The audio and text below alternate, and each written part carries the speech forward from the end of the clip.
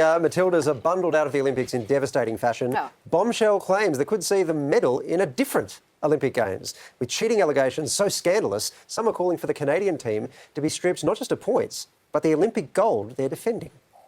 Caught red-handed. Canada's fingerprints all over a drone used to spy on the New Zealand women's football team just days before their opening Olympic clash. It's obviously a massive deal, especially given the fact that the Canada women's soccer team won the Olympics back in Tokyo. Canada's coach since 2020, Bev Priestman, initially assuring Canadian authorities she was blissfully unaware of the nefarious pitch-based plot. They said unequivocally that they did not know these recordings had happened and were not involved.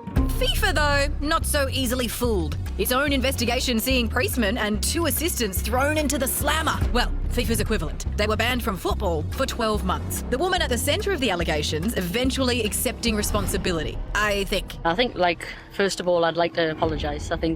An apology that now rings hollow, with internal emails from Priestman herself revealing spying had been a common practice for years, and not just from Canada's women's team. Now there are calls for Canada to be stripped of the gold they won in Tokyo, a move which would see the Matildas jump from 4th to a precious bronze medal. In the meantime, despite being droneless and docked 6 points, the Canadian team is still in the hunt for a medal in Paris as outrage grows.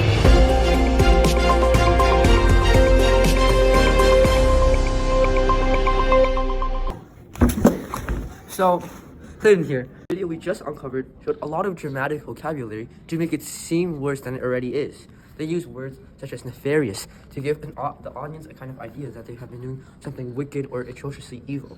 They being the soccer team. Yes. And secondly, they've made a lot of outrageous statements that completely contradicts what the FIFA team has said.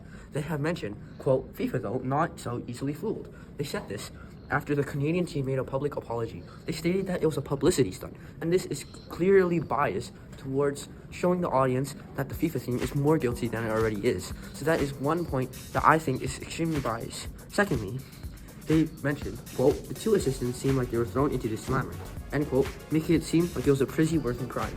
It gives the impression that they're doing something worse than they seems. They use a lot of music and use a lot of shady effects to give the audience a sense of them doing something incredibly bad. And they suggested multiple times that they should have the previous medals stripped away.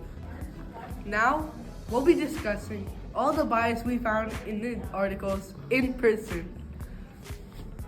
Thank you, Zane. So now I will be explaining this video a little bit more and elaborating more. And I will also be explaining the BBC article that we're going to uncover later. Thank you.